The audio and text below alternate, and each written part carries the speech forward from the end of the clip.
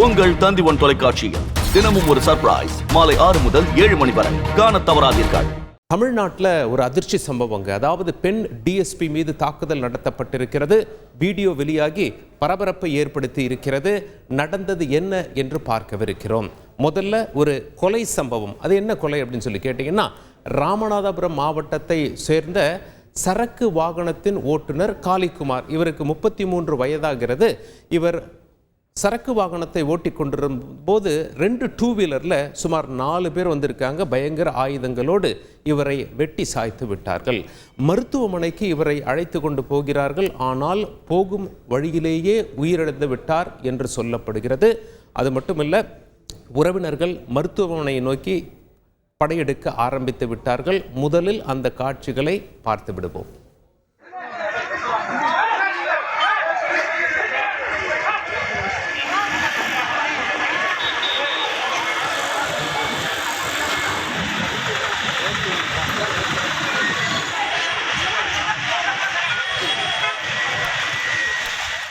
இந்த சம்பவம், அதாவது இந்த மருத்துவமனையானது அருப்புக்கோட்டையில் அமைந்திருக்கிறது.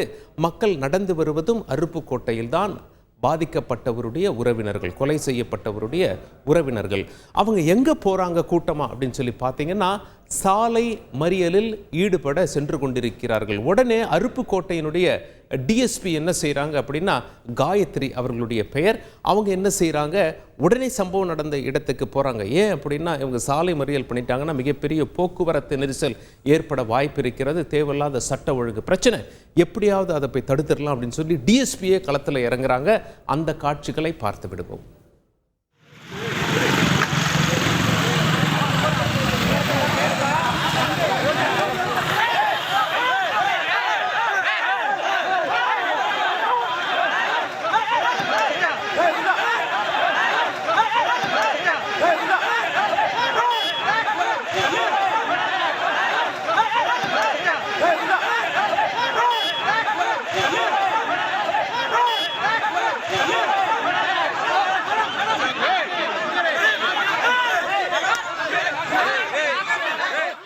போராட்டத்தில் ஈடுபட வந்தவர்கள் எப்படி டிஎஸ்பி மீதே தாக்குதல் நடத்திவிட்டார்கள் என்பதை நாம் அந்த காட்சியில் பார்த்தோம். தாக்குதலுக்கு ஆளானார் பெண் டிஎஸ்பி. உடனே முதல்ல காவலர்கள் செய்தது என்ன அப்படின்னா, அவர்களை திருப்பி தாக்கவில்லை. முதல்ல பெண் டிஎஸ்பிக்கு பாதுகாப்பு கொடுக்கும் வகையில் அவரை சூழ்ந்து நின்று கொண்டார்கள். பிறகு மறுபடியும் அந்த கிரௌடு கிட்ட போறாங்க. அந்த பெண் டிஎஸ்பிக்கு பாராட்டுக்கள் குவிகிறது. காரணம் என்ன?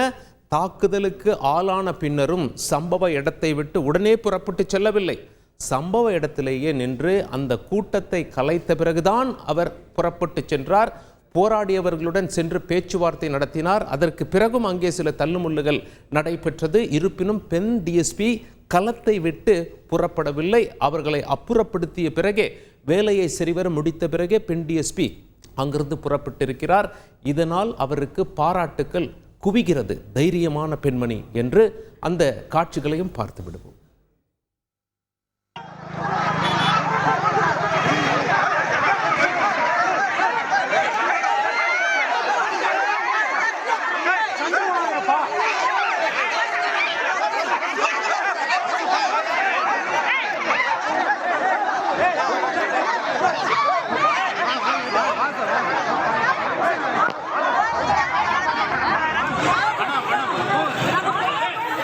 தாக்கப்பட்ட பின்பும் அவர் களத்தில் நிற்கும் காட்சிகளை நாம் பார்த்தோம். சாலை மறியலில் அமர்ந்திருப்போரிடம்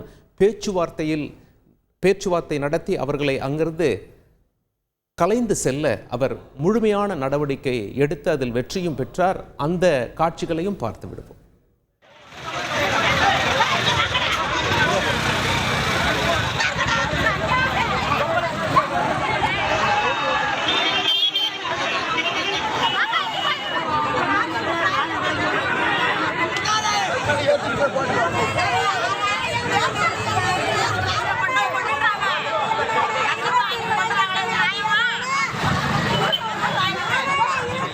பெண் டிஎஸ்பி தாக்கப்பட்ட சம்பவத்திற்கு எதிர்க்கட்சித் தலைவர் எடப்பாடி பழனிசாமி கண்டனம் தெரிவித்திருக்கிறார்.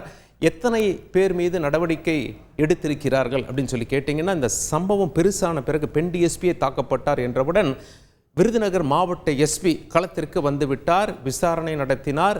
7 பேரை பிடித்து விசாரித்து வருகிறார்கள் போலீசார். ஒருவர் கைது செய்யப்பட்டிருக்கிறார் என்று சொல்லப்படுகிறது.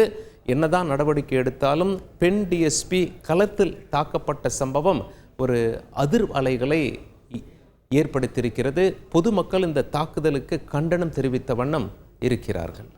உங்கள் தந்தி ஒன் தொலைக்காட்சியில் தினமும் ஒரு சர்ப்ரைஸ் மாலை 6 முதல் 7 மணி வரை காணத் தவறாதீர்கள்.